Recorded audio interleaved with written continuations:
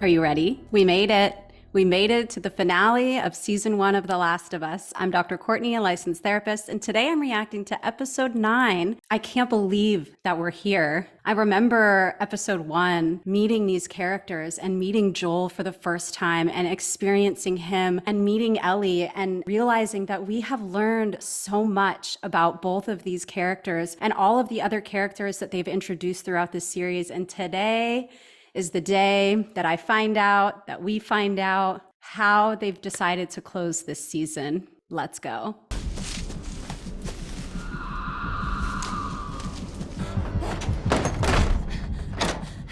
It's me! Anyone who's been pregnant, imagine running through a field away from an infected while having contractions. No, thank you. Oh, no.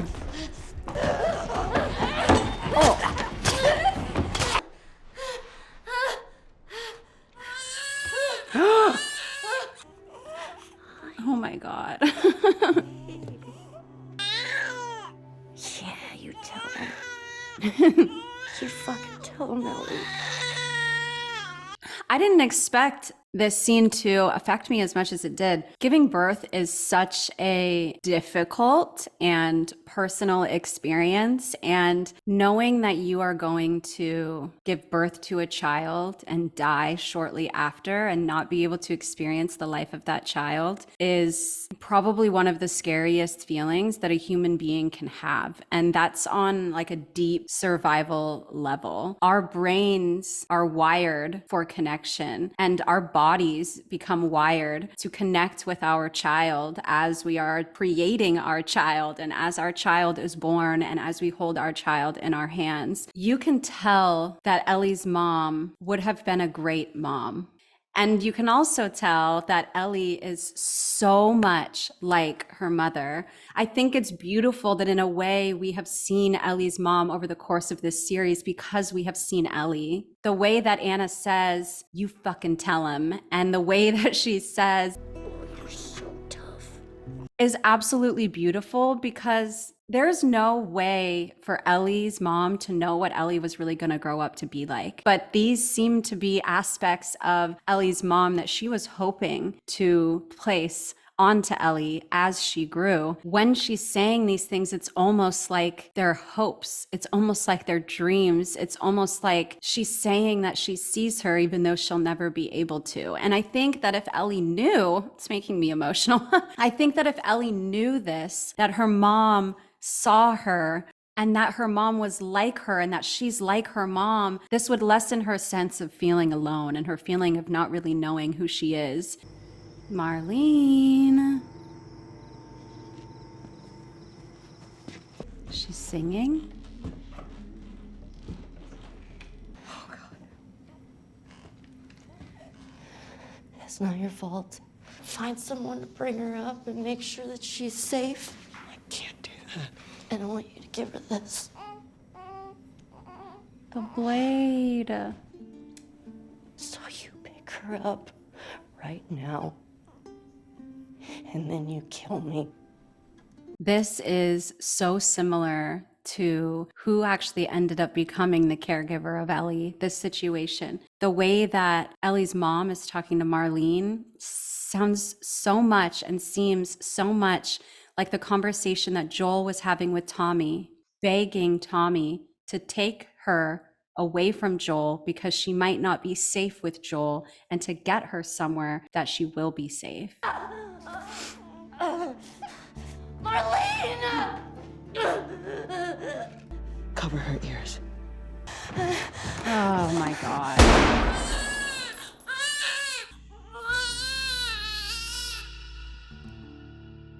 I'm really glad that they put the picture going straight from Ellie as a baby to Ellie now. The toughness that we see in Ellie is present for a multitude of reasons. Not everyone is tough in the way that Ellie is tough, and it matters how she got to where she's at. You live in a post-apocalyptic world, and you are an orphan, and you were raised in a military academy, and you have these infected people that are trying to kill off the whole population to grow their own. And at the same time, this toughness potentially can originate in Ellie's genes. Ellie is tough, and that's beautiful. And at the same time, I wouldn't doubt that Ellie is still crying those same tears.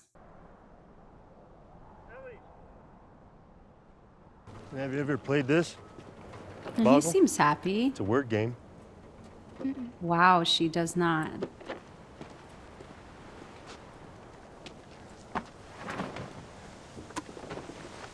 Their entire dynamic is so different. I love the way that they made Ellie not interested in the games, in the sentimental things from the world that she never knew. Throughout the whole series, these were the things that lit up her heart. These were the things that brought her joy. These were the things that made her, I think, feel like a child, because in so many ways she couldn't. Joel is upbeat and he wants to connect, and he is so excited to have this time to form a new relationship with a daughter-like figure such as Ellie. What they showed just now was a really good example of dissociation. And as someone that treats a significant amount of people that experience dissociation, and as someone that experiences dissociation on my own, because of my own diagnoses, it's a very unique experience, and everyone experiences some level of dissociation because the brain is capable of dissociating in many different instances and for many, many different reasons. Now, the type of dissociation that Ellie is experiencing is far different than the type of dissociation that someone experiences when they're driving a car and they just automatically get there and stop thinking about the fact that they stopped at red lights and that they turned during that street. And a lot of us experience that type of dissociation, which is where we are functioning, our brain is functioning, but we aren't consciously aware of a lot of the mechanisms that are going on in our brain at any particular time. So dissociation occurs on a spectrum, and once you get to a certain point of the spectrum, it starts to occur because it's a true safety mechanism. Now, when you're experiencing dissociation, for example, when you go on autopilot, when you're driving your car, those mechanisms aren't related necessarily to survival in terms of a traumatic experience. However, it's really important that your brain can dissociate and, or I should say, not pay attention to a lot of things that are actually coming in as input because it's too much information. So what happens is our brain starts to not pay attention to the things that it doesn't think that it needs to. As we continue on the spectrum, dissociation becomes more of a survival thing in the way of defending us from things that we don't want to experience. And oftentimes when we experience a really intense traumatic event, our brain can feel like it has to process so much, or it did just go through something so incredibly overwhelming and distressing that it can't focus on anything else. And so her ears are hearing Joel say her name, but her brain is not consciously processing that she's hearing that sound. And dissociation is really common. It can be seen in a lot of personality disorders. It can be seen in ADHD, in autism, in a lot of neurodivergent populations, and it can be seen in a lot of trauma-based diagnoses. It can be seen in panic attacks, it can be seen in anxiety, and it can obviously be seen in CPTSD and PTSD. You want to learn how to play guitar? Ellie? Joel doesn't get it because we don't know if he knows what ended up happening. But also Joel doesn't get it, I think, for two reasons. The first reason is he has shut off his emotions from difficult experiences for so long. And he doesn't want to talk about his difficult experiences. And so he, in a way, unconsciously and probably unintentionally, is placing that same aspect of character onto Ellie. Clearly, she went through something really difficult. She ran out of a burning building covered in blood. But he's been through so many difficult things that I don't think he realizes just how much this could have impacted her without even knowing the details of what it is that actually happened. The second thing also, though, is he's preoccupied because he lost a daughter twice, but one of them came back. That is a huge, huge blinder to anything else. And you can see that it's as if his trauma, his dissociation, his disconnection from all the difficult things that he's experienced in his life have lifted. This, in a way, cured him, at least. And of course, there's no just cure for everything that Joel's been through, but he's acting like it. And he notices that she's disconnected, but it's as though unconsciously he doesn't care. And not that he doesn't care about her, that he cares so much about her and having a relationship with her that he can't see how much pain she's in. Oh, that sad face. You okay? Yeah, fine. Just you kind of seem extra quiet today, so. This is important. I feel like this happens for so many of us where we know that something's not right with someone. We ask them if they're okay and they tell us that they're fine, but then we just know that they're not. However, it's really not our place to intrude on other people's minds. I mean, unless it's your job. And I still need to get permission too. And so I think it's really important that I acknowledge that that's okay to respect someone's boundary when, even though you know something is wrong. When someone says I'm fine and they don't talk about what's going on, there's so many reasons for that. It could be because they don't know how to put into words what it is that happened, even though they want to. It could be because they don't want to put it into words and they don't want to talk to anyone about it. It could be that they do want to talk to someone about it, but they're really afraid that they're going to get a response that they're not looking for. Or they do want to talk about it and they just have no idea what the response is going to be. And so they're afraid. There's lots of other reasons as well. In any of those 4 cases that I just mentioned, it's appropriate for the person to not continuously push and ask, how are you? Is everything okay? Talk to me, talk to me, talk to me. It can be helpful to just say, you know, I'm gonna stop asking because I kind of feel like I'm bothering you, but I want you to know that I would respond in so many different ways if you wanted to open up. If you wanted to just talk about what happened and I don't say anything, that's okay. If you want to talk about what happened and you wanted my support, I would give that to you. I could help you problem solve. I just want you to know that I'm here for you. So please keep that in mind. And then you let it go, because the thing is, even when you say that to someone and they act like they didn't hear you at all and care at all about what it is that you have to say, and that's usually a defense mechanism, they still hear you. There are so many times where people end up making it into my office because 3 years prior, their parent or their partner said to them one day, if you ever feel like you're ready for help or you ever feel like you want to talk, I will be there for you. And so much time goes by, and then that person goes to their parent or their partner or their friend and says, I'm ready to talk. I do need help. They remember that you're the person that reached out your hand and didn't demand that they take it. Even if you pushed back at them and got so mad, you still heard them. And you still went back to them. And that's a really important thing for us to remember. Sometimes, and we have to learn this as therapists and as clinicians, sometimes all you get to see is the seed be planted. It takes a long time for it to start to sprout. Ellie! He's so worried about her. Ellie! Come on! Oh no. You can see the fear in Ellie! his face. Come on! A giraffe! Oh my God. She's still in there. So fucking cool. Is it everything you hoped for? It's got its ups and downs. You can't deny that view. I'm only saying there's risk. There's always been risk. We don't have to do But this. now you're scared. I want you to know that. Joel is so scared. You know, it reminds me of Bill and Frank and the line, I was never afraid until you showed up. I was never afraid before you showed up. Joel has been very adamant this entire season. Get Ellie to where she needs to go because I made a promise to Marlene. Now he's afraid because there is fear in love. And we saw that in Bill and Frank's relationship, which is the complete opposite of what we heard David say when he said love has no fear. We see this as a recurring theme over and over again, where once you love someone, you are so afraid to lose them. And we can tell now that Joel is at a place where he loves Ellie so much, like a daughter, that he is willing to forego whatever it is that he promised to anybody and just return back, especially with Tommy, to live a life safe. In a way, choosing for there to not be a vaccine and to not be a cure, because at least Joel has his daughter back. Everything I've done.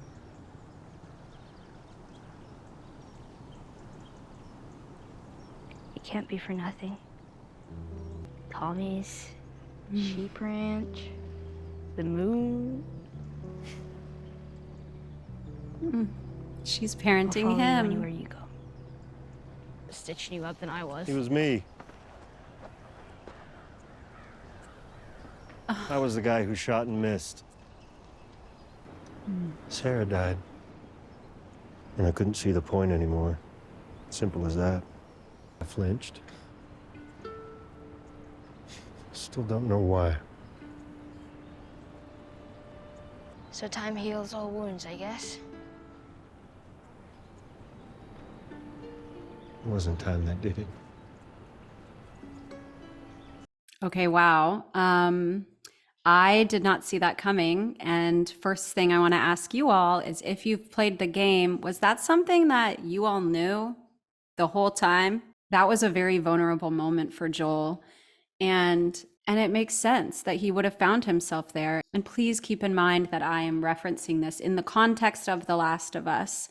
And there are resources below for those of you who need it in this world that we live in today. When it comes to Joel, first day of all of this happening, he loses his daughter. The next day, he wakes up without his daughter, with no end in sight. To the day that they are showing right now, no solution, continued death, continued violence. To feel hopeless, to feel alone, to feel helpless makes sense. When you lose someone, you can't get back. And that was your only person. Anyway, the reason I'm telling you all this I is... know why you're telling me all this. Let's talk about the reason why Joel may have shared that information with Ellie, because they don't say why, but they both say that they know why. I can give you a couple reasons, and obviously these are assumptions. One reason I can think of is that he was just simply wanting to connect with her, and if he opened up about something that he went through that was really difficult to talk about, then maybe she would open up about what it is that happened to her as well, sort of a shared vulnerability. I also think it can be because he wanted to get to the point where he explained to her that he loved her, that she saved him, and that he sees her as this extremely valuable part of his life. Now, a part of me was thinking, that's a little pressure forming. Like, it sort of like implies that Ellie has become his lifeline, which is really overwhelming for a child, and honestly really overwhelming for anyone. To know that someone's life depends on you outside of the context of being a caregiver or being a parent, it feels like there's this really heavy responsibility that has been sort of placed between both of them. Something for us to consider is also that this wasn't Joel's choice to begin with. He didn't intentionally form this relationship with Ellie to replace the feeling of Sarah. It's just that he had this experience in his body and brain and mind as he met Ellie and formed a relationship with her, and their connection has not taken the place, but has fallen right next to or within all of the emotion that he held with Sarah. And I think that can get pretty messy. 5 out of 10. Oh shit. Oh. The Fireflies, did they they did make it. How'd you do it? With love. It was all her. She fought like hell to get here. She would have been dead on day one. She's being prepped for surgery. What surgery? Cordyceps grows inside the brain. It does. Oh. Find someone else. There is no one Find else. someone else. Please. You don't understand. I do. I was there when she was born, Joel. I promised her mother that I would save her child. I promised. Give him this. Ellie's If switchblade. he tries anything, shoot him. I want to point out at least 2 different ways that people handle losing someone that they love. 3 different ways. The first way is we can talk about Bill and Frank and how, under the very specific circumstances, Bill didn't want to live his life without Frank. He just didn't want to do it. He loved him so much that he wanted to die at the same time as him. This is something that's really interesting to talk about because there's something known as broken heart syndrome, which is where your heart actually malfunctions to a degree. I'm not a medical doctor, but look it up if you want to. Your body physically reacts to the loss of someone that you love, and it can almost feel like a withdrawal, if not worse. And it's real. These are real physiological and physical medical symptoms that can happen when someone loses someone. So having the psychological feeling of, I don't want to live without you, makes a lot of sense. And in Bill and Frank's situation, taking your life because your partner was going to take theirs, we'll leave it at that. That's one example, is I can't live without you, so I'm not going to. Then there's another way to react, which is in the way that Marlene did. She is composed. She knows she has a job to do. She knows her objective, and she has been able to even explain to Joel that she understands. And I'm sure what's going through Marlene's head is the fact that, yes, she made this promise that she was going to protect Ellie forever and keep her safe, but also knowing that she had to lose Ellie's mother in that moment by going up and shooting her right in the head. The way that Marlene did that, the way that she just had to go in and just do it, she paused and processed after. What's happening right now with Joel is that he's pausing before, which is making it impossible for him to make an objective decision. If Marlene were to have thought too much about it, which she kind of did, she refused to do it initially. She refused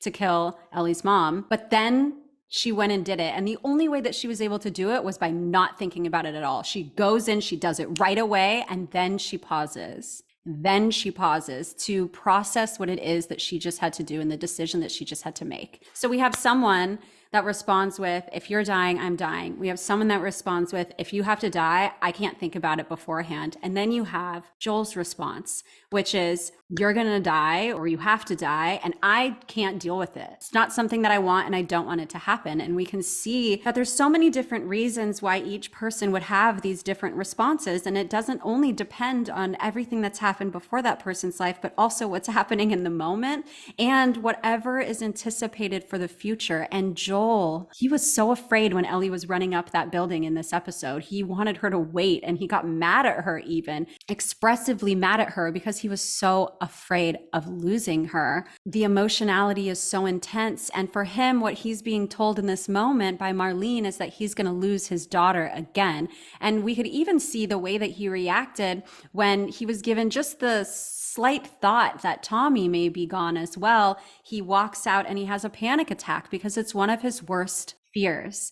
Now, the biggest thing that he's afraid of in his whole life is something that happened, and that was the loss of his daughter. And he is being told that that's going to happen again. He's formed a relationship with Ellie, so he sees her as his daughter, and she's saying, I'm sorry. And he, in this moment, has a choice to prevent his deepest pain from happening again. And it looks like, I mean, I don't know what's going to happen, but I can't assume what else is going to happen. That's what he's going to do.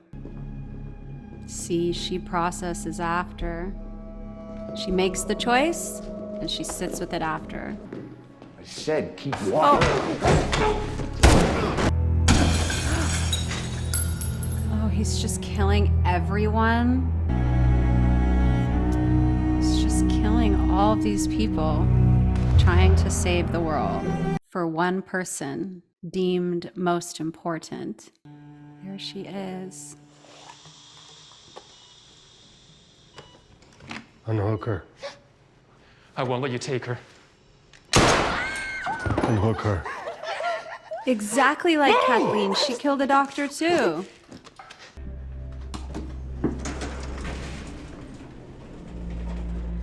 Let's talk about what's happening in the mind of Joel right now. He's determined to accomplish one goal, and that goal is to get Ellie out of that hospital safely and kill anyone in his way. There is a hole, and of course this is metaphorical and visual. There is a hole in Joel's heart, and every action that he is taking right now is defending that hole from getting bigger or from becoming a hole again. It was filled by Ellie. Now it's at a risk of being lost again, or maybe it already feels like it's empty. His entire being is protecting him from that feeling, from that loss. And there are so many defense mechanisms and cognitive distortions and things that our brain and our body and our mind do to protect us from these really deep feelings of pain.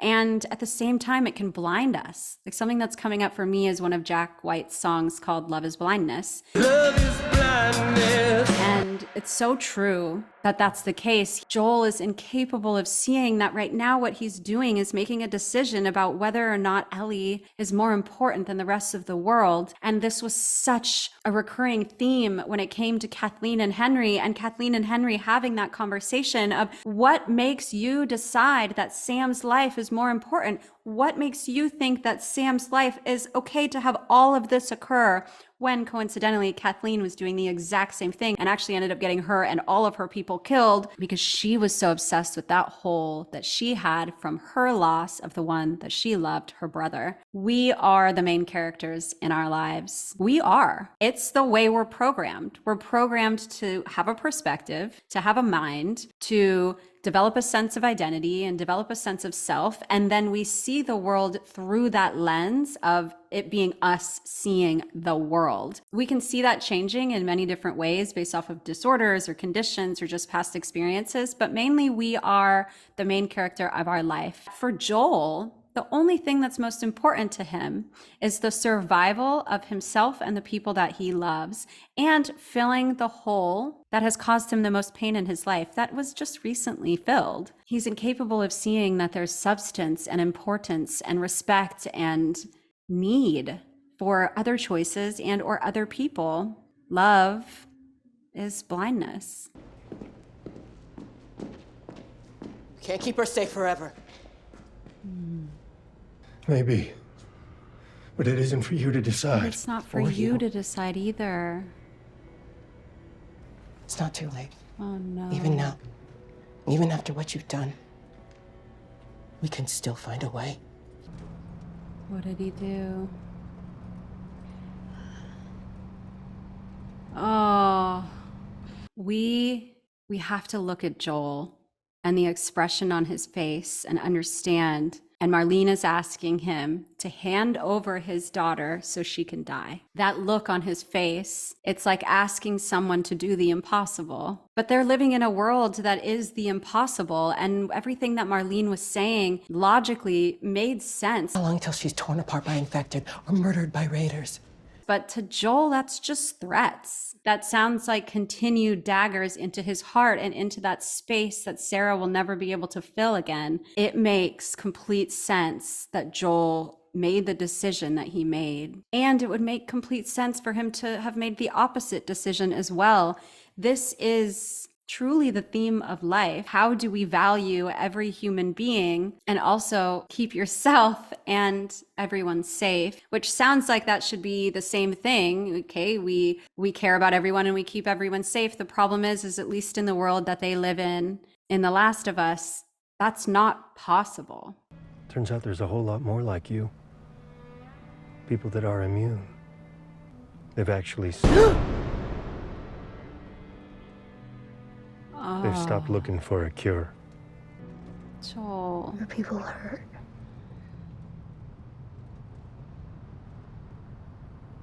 Yes, You deserve a choice, Ellie. I'm sorry. Their whole relationship developed because they trusted each other. Do you trust me? They stood by each other's side and they respected each other's decisions. You deserve a choice. I still think you'd be better off with Tommy. Let's go. And now we're at a place where Joel did the complete opposite of that, trying to maintain his relationship with her, when in reality, that's likely not what's going to happen. You can tell that she's so hurt by knowing that something happened to Marlene. And if she finds out that it was Joel, that he was lying, didn't give her a choice, and took Marlene away, that's not respecting Ellie. No, Sarah and I used to hike like this all the time. Damn. She would have liked you.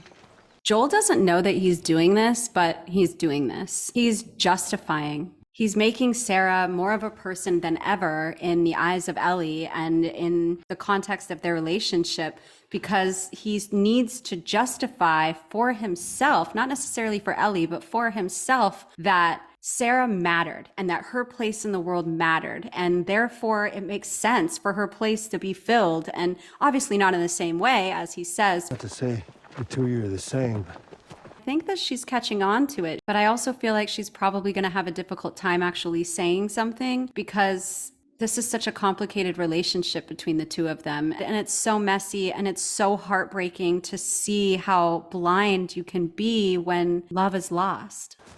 Do you know why I think she'd like you? Why? Because you're funny. Anyway, I bet you would have liked her back. Yeah, please like that I her would've. because she's the reason I made a choice for you when you deserved one. There you go. There you go. He's acting like this is what it is that she wanted. He offered this to her. He offered her the opportunity to not go and meet up with the Fireflies and not follow through with creating a cure or a vaccine. And when they're standing on that hill, he goes, there you go. Like, this is what you wanted, but it's not. It's what he wanted. And it is so clear that he's blinded. Love is not forcing someone to be in a relationship with you. And if anything, if we take that a step further, the situation that Ellie had to deal with in the last episode, being almost forced to be in a romantic, in a sexual, in a platonic, in any type of relationship with David against her will, and how much she fought against that. Obviously, it's a different situation, but in this situation, it's another person making decisions for her and telling her the type of life that she's going to live. And Ellie does not seem like the type of person innately and from what we've seen that's going to let that fly. Back in Kansas City, you asked me about the first time I killed someone. I had to.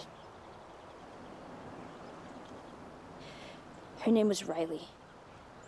And she was the first to die. And then it was Tess. And then Sam. That's not on you. I know. I'm going to pause it right there because that's important. Ellie was just opening up for the very first time about Riley, and he cut her off. Don't do that. Look, sometimes things don't work out the way we hope. But it makes sense he And I is, feel like you because come he's to still an trying to end, justify his own actions. and you don't know what to do next. Swear to me that everything you said about the Fireflies is true. He can't lose her again. That's all that it's about. I swear. After all that time, wow. This has been a story of grief and love and relationships and decision making and choices. You can't run from your pain. And we see that over the course of this entire season. We were initially introduced to Joel as a man who was partly taken care of by his daughter, had a pretty flighty relationship with his brother Tommy, and was a really hard worker. We were introduced to Ellie as someone who was very headstrong and very tough and very defensive against herself and wanting to make her own choices. We learned about how Joel processed his grief. We learned that he developed a hard outer shell and that he learned to do whatever he needed to do to survive. And then we see him start to actually develop a relationship with Ellie. Once he gives Ellie the choice to choose him or another way, and she chooses him, that path begins. Over the course of the season, when we learn about who Ellie is, we continue to learn that she fell in love with her best friend and got an opportunity to have her first kiss right before her first major loss and before she killed someone for the first time.